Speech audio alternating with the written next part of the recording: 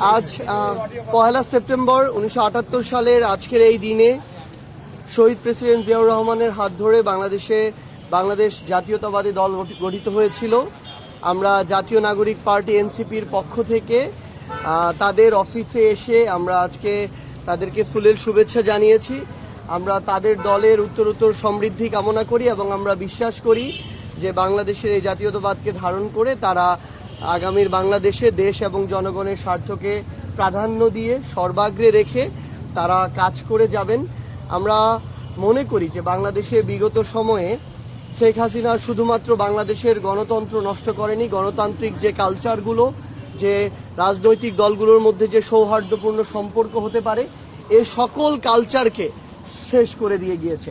আমরা মনে করি যে আগামীর বাংলাদেশের যে কাঙ্ক্ষিত অগ্রগতি, আমরা যে প্রত্যাশা করি, এই অগ্রগতির অন্যতম একটি অগ্রগতি হওয়া উচিত যে আমাদের রাজনৈতিক দলগুলোর মধ্যে এই সৌহার্দ্যপূর্ণ সম্পর্ক।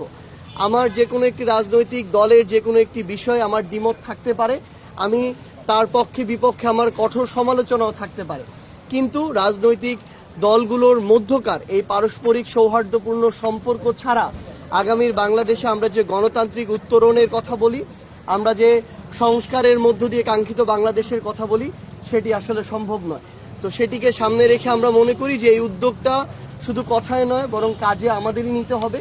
সেই জায়গা থেকে আমরা আজকে বিএনপির এই প্রতিষ্ঠা বার্ষিকীতে শুভেচ্ছা জানাতে এসেছি। আমরা মনে করি যে আমাদের রাজনৈতিক দলগুলোর মধ্যকার এই পারস্পরিক সম্পর্ক আমাদের 24-এর অভ্যুত্থান পরবর্তী বাংলাদেশের রাজনৈতিক কালচার, রাজনৈতিক সৌহার্দ্যপূর্ণ সম্পর্কের ক্ষেত্রে গুরুত্বপূর্ণ ভূমিকা পালন করবে এবং ইনশাআল্লাহ আমরা একসাথে আমাদের কাঙ্ক্ষিত বাংলাদেশের যে সামনের দিকের যে যাত্রা, সেই যাত্রায় সকল ষড়যন্ত্র মোকাবেলা করে আমরা এগিয়ে যাব।